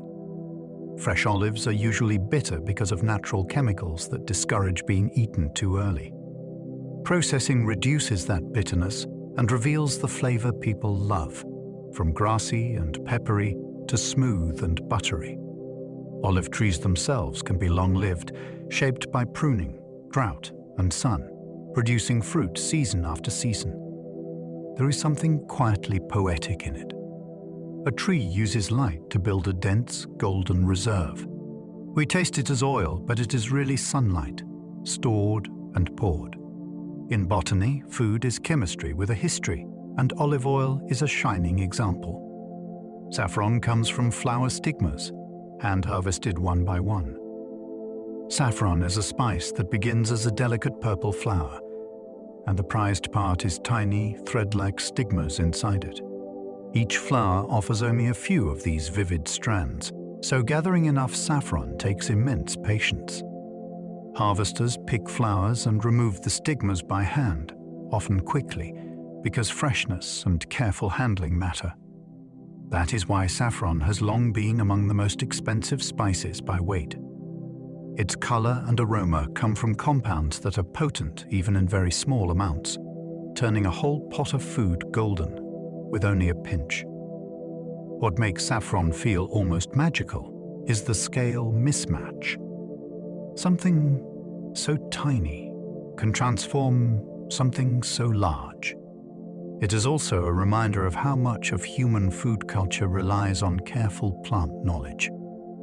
The flower is not generous, but it is extraordinary, offering intense pigment and fragrance in a form that demands attention and respect. Saffron is not just flavor. It is labor crystallized into threads. Bamboo can grow astonishingly fast, like a living time-lapse. Bamboo is a grass, but it behaves like an architectural marvel. Instead of slowly thickening like many trees, bamboo sends up new shoots that can rise rapidly under the right conditions. The speed comes from how the shoot is built. Much of its structure is preformed in tight segments, and growth is driven by elongation as cells expand and the shoot unfolds upward. This allows bamboo to race toward light, taking advantage of open space before slower plants catch up. Once mature, bamboo can form strong, hollow canes that are both lightweight and resilient, making it useful for building, tools, and everyday materials. But the most captivating part is watching a fresh shoot emerge. One day, it is a pointed tip. Soon, it is a tall, jointed tower, as if the plant has pressed fast forward. In a world where plant growth usually feels invisible, bamboo offers something rare: motion you can almost see. Tulips once became so valuable they sparked an economic frenzy. At one point in history, a flower became a symbol of wealth so powerful that people treated bulbs like treasure. In the Dutch Republic during the 17th century, rare tulip varieties, especially those with dramatic color patterns, became objects of intense speculation. Prices rose rapidly, fueled by social status, scarcity, and the belief that demand would only grow. Deals were made on future deliveries, and the excitement spread beyond gardeners to ordinary people hoping to profit. Eventually, the market collapsed, leaving many with losses and a lasting cautionary tale about bubbles and human psychology. The tulip itself did not change. It simply became the focus of a collective dream about value. What makes this a botanical story is that the frenzy was rooted in living things, in the unpredictability of cultivating rare traits, and in the cultural power of beauty. A delicate spring bloom helped reveal how easily humans can turn desire into a marketplace fever, and how quickly that fever can break. The world's hottest chilies evolved chemical heat to deter predators. The burning sensation from chili peppers is not a flavor meant for us. It is a chemical defense. Capsaicin irritates the pain receptors of many mammals, discouraging them from chewing and destroying the seeds. But birds are much less sensitive to capsaicin, and that difference matters. Birds can eat the fruit, carry the seeds away, and deposit them elsewhere, helping the plant spread without suffering the same deterrent. In that way, heat can shape who gets to be a seed courier. It is a selective filter, steering the plant's relationship with animals. Humans, of course, turned this defense into a thrill, breeding peppers for ever higher heat levels and celebrating the challenge. But behind the bravado is an evolutionary story. A plant developed a molecule to protect its future, and we made it into cuisine, sport, and culture. When a chili makes your eyes water, you are feeling a plant strategy, designed to guide seed dispersal by discouraging some mouths while allowing others. Many everyday spices began as plant defense molecules. A lot of the smells and flavors we love began as warnings. Plants produce aromatic chemicals to repel insects, slow microbial growth, or discourage grazing animals. Those compounds can sting, numb, or overwhelm the senses, and that is often the point. For humans, though, the same chemicals can become delight in small doses. The bite of mustard, the coolness of mint, the sharpness of clove, and the fragrance of many herbs are tied to molecules that evolved to protect plant tissues. Cooking becomes a kind of negotiation. We take defensive chemistry and turn it into comfort, layering it into stews, breads, and teas. This is why spices can feel lively on the tongue. They are not just taste. They are biological signals, powerful enough that tiny amounts can transform a meal. It is also why spices have long been linked with preservation, because some of these compounds can slow spoilage. In a quiet way, your spice rack is a cabinet of plant survival strategies, borrowed and enjoyed. Some plants mimic stones so perfectly grazers walk right past. In some dry, exposed landscapes, being noticeable can be fatal. That is where living stones come in, plants that have evolved to look uncannily like the rocks around them. Instead of tall stems and obvious leaves, they form low, pebble-like bodies that sit almost flush with the ground. Their colors match local gravel. Their surface texture resembles weathered stone, and even their shadows blend into the clutter of the desert floor. From a distance, they vanish. This disguise matters because hungry animals often scan for anything green and soft. A plant that looks like a snack gets eaten. A plant that looks like a rook gets ignored. When conditioned to right, these stone mimics still bloom, pushing up a flower that seems to appear from nowhere, like a secret being briefly revealed. It is one of botany's most delightful paradoxes. A plant survives by pretending not to be alive, proving that camouflage is not only for animals. Certain vines use tendrils like spring-loaded grappling hooks. A tendril can look like a delicate thread, but it behaves like a clever tool. When it touches a support, it curls quickly, wrapping around with a grip that strengthens over time. Then the truly dramatic part begins. Many tendrils coil into tight spirals, storing tension like a stretched spring. This coiling can pull the vine closer to its support, reducing strain and helping the plant climb higher without snapping in wind.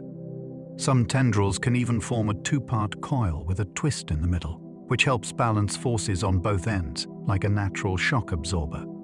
The vine is not just hanging on, it is engineering a suspension system. This lets climbing plants reach sunlight without investing in heavy, self-supporting wood. They borrow structure from their surroundings and add their own living hardware. When you see a vine climbing a fence or a tree, it is easy to call it simple. But up close, those curling tendrils are an elegant invention, turning touch into traction and traction into height. Water lilies solved buoyancy with air spaces in their tissues. A water lily lives in a world where light is above, roots are below, and everything in between is water. To thrive there, it needs to float leaves at the surface without sinking, and it needs to move gases between air and submerged tissues. The solution is internal airspace, a spongy architecture called aeronchima. These air-filled channels act like built-in life rafts, reducing density so leaves can rest on the surface, while also helping oxygen travel to parts of the plant that sit in low-oxygen mud. The leaves themselves often spread wide, catching sunlight like green plates. Their waxy surfaces shed water, and their stomata are positioned to function in open air rather than underwater. When you see a calm pond dotted with lily pads, you are seeing buoyancy made biological. A plant has shaped its own body to float, breathe, and harvest light in a medium that would drown most land plants. It is a graceful solution to an aquatic problem. Pine trees can survive winter by making natural antifreeze compounds. A pine does not flee winter. It prepares for it. As temperatures drop, many conifers adjust their internal chemistry, producing substances that help protect cells from freezing damage. This includes sugars and other solutes that lower the freezing point of fluids inside tissues and help stabilize proteins and membranes. Needles also play their part. Their shape reduces surface area, their waxy coating limits water loss, and their stomata are often recessed, sheltered from drying winds. Together, these features help a pine endure months when liquid water is scarce and temperatures swing hard. There is also an energy strategy at work.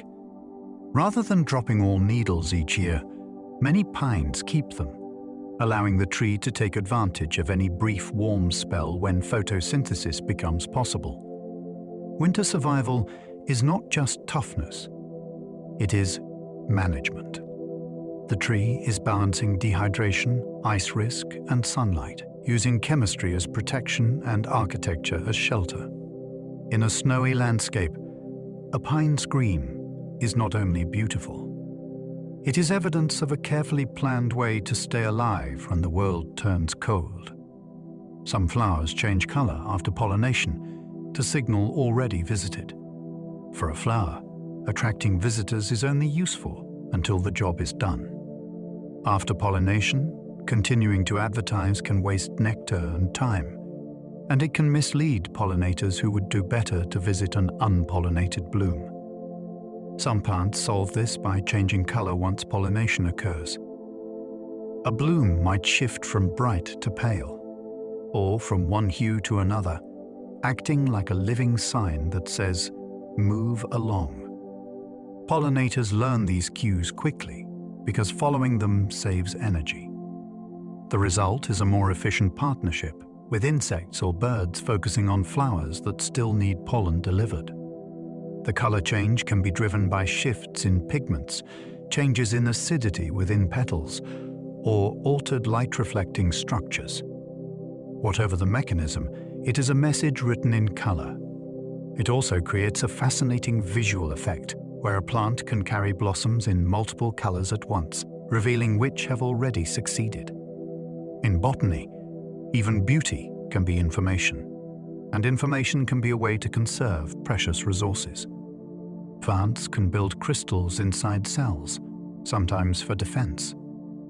Inside some plant tissues, you can find tiny crystals, carefully formed and stored within cells. These crystals are often made of calcium oxalate and can appear as needles, stars, or grains depending on the species. Their roles can vary, but one striking possibility is defense. Needle-like crystals can make leaves less appealing to chew, irritating the mouthparts of herbivores or making plant tissue feel gritty and unpleasant. Crystals can also help a plant manage excess calcium, locking it into a stable form so it does not disrupt cellular balance. It is a reminder that plants are not just soft and green. They can contain mineral structures built with precision, like microscopic sculpture hidden inside living flesh. In some cases, these crystals are so distinctive that botanists use them as clues for identifying plant families. A plant, then, is not only a chemical factory. It can also be a mineral workshop, building tiny internal armor and storage systems without ever leaving its rooted place in the world. A single strawberry is not one fruit, but many tiny fruits together. A strawberry looks like one simple fruit, but it is actually a collection. The red, juicy part is mostly enlarged tissue that supports many tiny individual fruits on its surface. Those little seeds you see on the outside are each an aken, and each aken contains a seed. This means the strawberry is a kind of crowded neighborhood, where many small fruits share one fleshy stage. It also explains why strawberries have such a distinctive texture and why their surface is dotted rather than smooth. The plant's strategy is clever. By building a large, sweet, attractive structure around many seeds at once, it encourages animals to eat and carry those seeds away. It is efficient packaging, like sending many passengers on a single vehicle. Once you know this, a strawberry becomes even more fascinating to hold. You are not holding one fruit. You are holding a whole cluster of them, fused into a single bright signal to the world that says, "Come taste this, and take my future with you." Peanuts flower above ground, then push pods down to ripen underground. A peanut plant begins its reproductive story in the open air, with flowers that appear above ground like you would expect. But after fertilization, it does something astonishing. A structure called a peg grows from the flower and bends downward, drilling into the soil. Once buried, the developing peanut pod matures safely underground. This is called geocarpy, and it offers protection. Underground, the young seeds are buffered from intense heat, drying winds, and many hungry animals that forage on stems and leaves. It also places the next generation right where conditions for sprouting may be best, close to soil moisture and nutrients. The process can look almost like the plant is planting itself, pushing its offspring into the earth with deliberate intent. It is one of those botanical strategies that feels like a clever trick, yet it is simply evolution taking advantage of physics and soil. The peanut's journey is a small tale of two worlds, starting in sunlight and finishing in darkness, proving that plants can use the ground not only for roots, but for reproduction itself. Coconuts can float across oceans, carrying a ready-made island starter kit.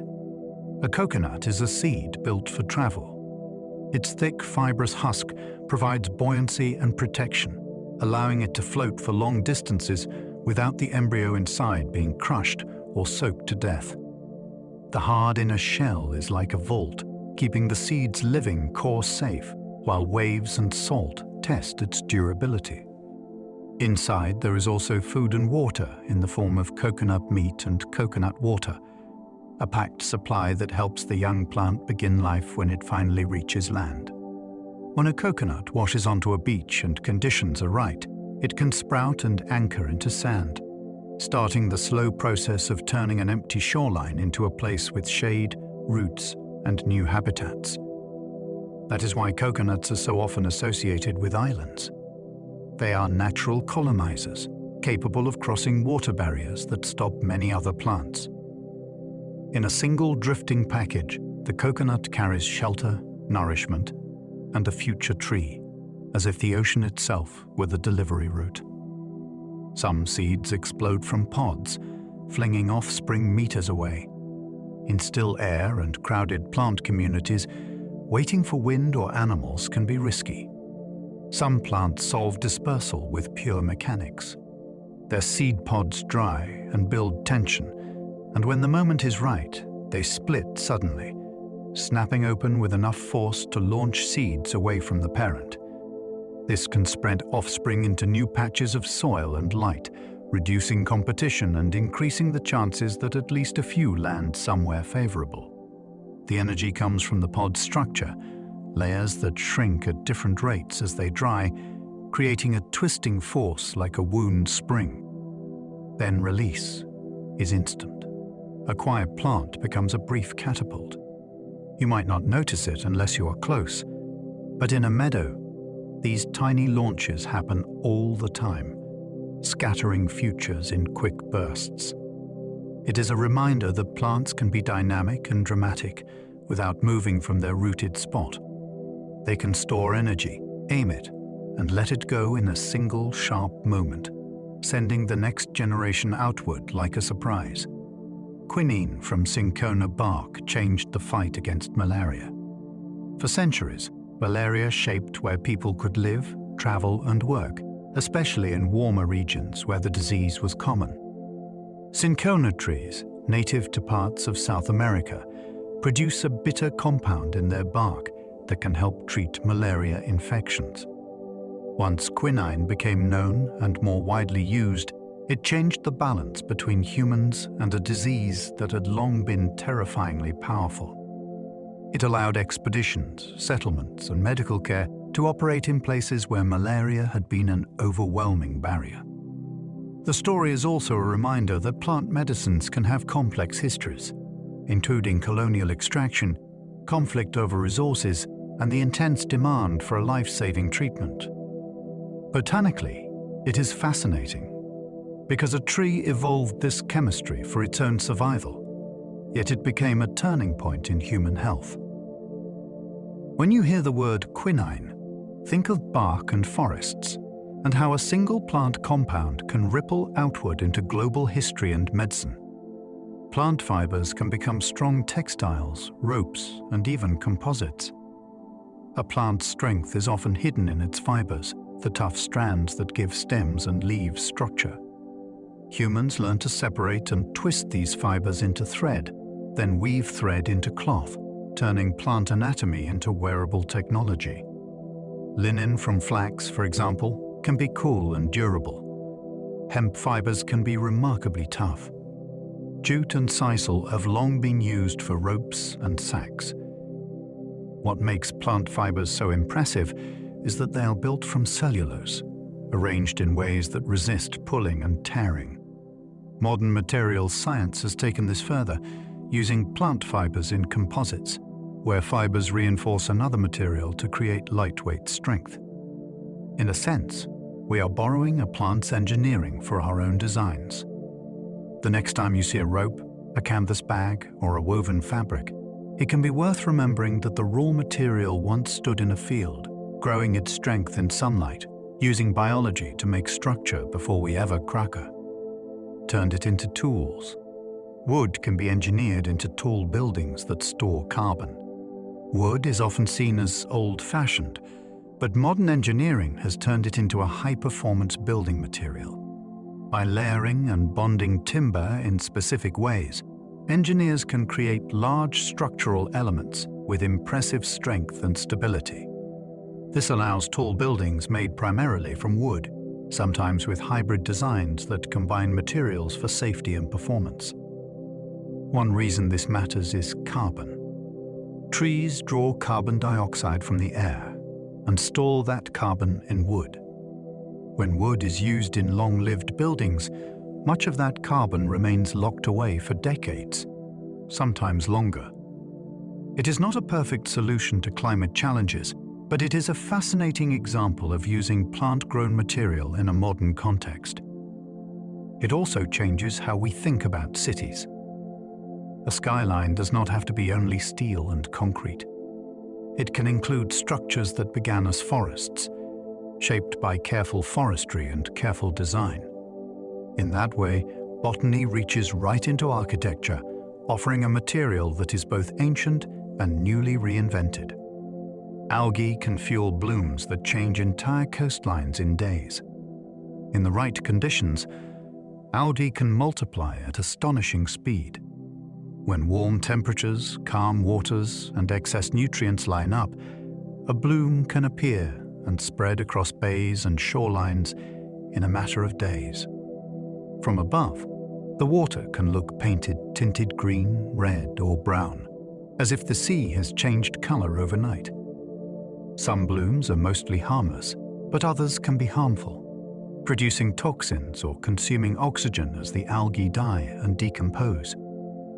That oxygen loss can stress fish and other marine life, altering whole coastal ecosystems quickly. The dramatic pace is what makes blooms so gripping. They are reminders that plant-like organisms can reshape environments on short timescales, not just geological ones. Algae sit at the base of many aquatic food webs, so when their numbers surge, everything above them feels the shift. A coastline is not only shaped by waves and sand. It can be reshaped by biology, by microscopic growth so vast it becomes visible from space. Seaweed farming can feed people while supporting marine habitats. Seaweeds are fast-growing marine algae that can be cultivated without fresh water, without fertilizers in many settings, and without taking up land. That makes seaweed farming an intriguing kind of agriculture, one that works with ocean currents and sunlight rather than fields and irrigation. Farms can provide food rich in minerals and useful compounds, and seaweeds are used in cuisines around the world, from soups to snacks. Beyond food, seaweed can be processed into ingredients for gels and thickeners used in everyday products. Ecologically, seaweed farms can also create structure in the water, offering shelter for small fish and invertebrates, much like a floating meadow. They can help absorb dissolved nutrients, which may improve local water quality in some cases. The big idea is that ocean farming can be productive without some of the pressures of land farming, though it still requires thoughtful management. Seaweed turns open water into a cultivated landscape, and it suggests a future where part of our food system grows gently beneath the waves.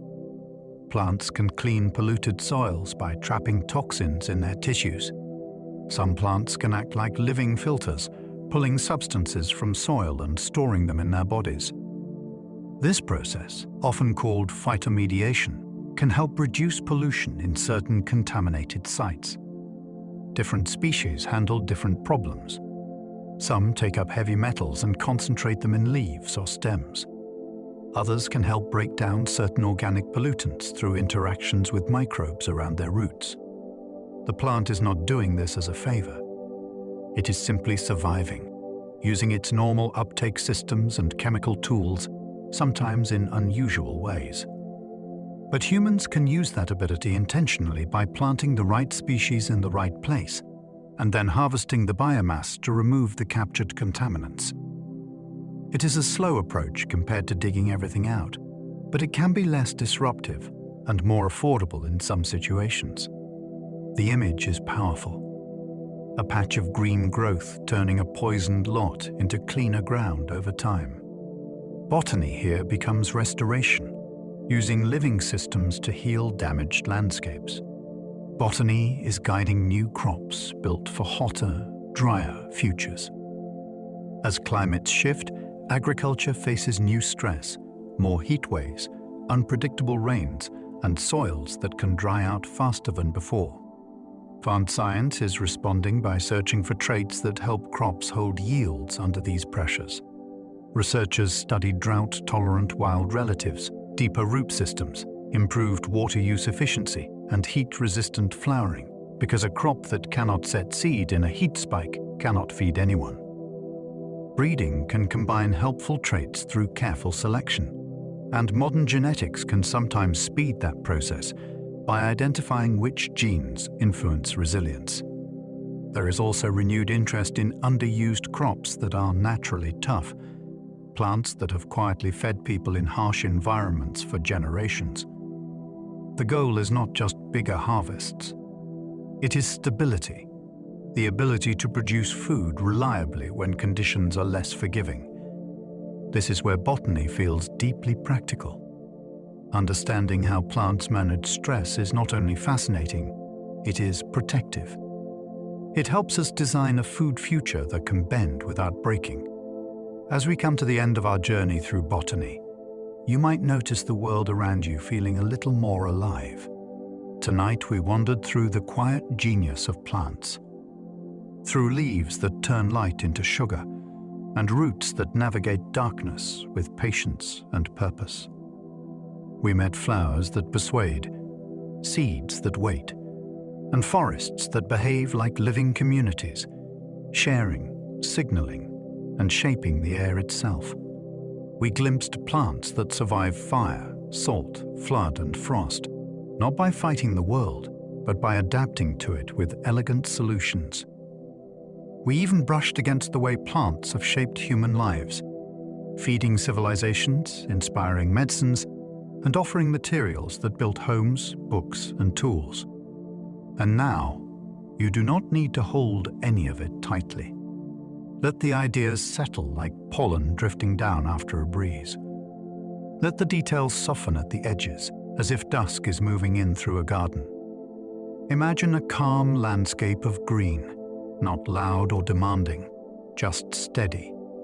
A quiet canopy overhead, cool air near the ground, the gentle sense that life is continuing, even when you rest. If you enjoyed this gentle journey, you're always welcome to like, subscribe, or leave a soft comment. It helps others find their way here too, one sleepy soul at a time. And if you're still awake and you'd like to keep wandering, there will be another video waiting for you on the screen, ready for the next slow step into wonder. But for now, allow your body to grow heavy. Unclench your jaw. Let your shoulders drop. Breathe in and out, a little slower each time. The plant world will keep turning light into life, quietly, faithfully, while you drift off to sleep. Sleep well and good night.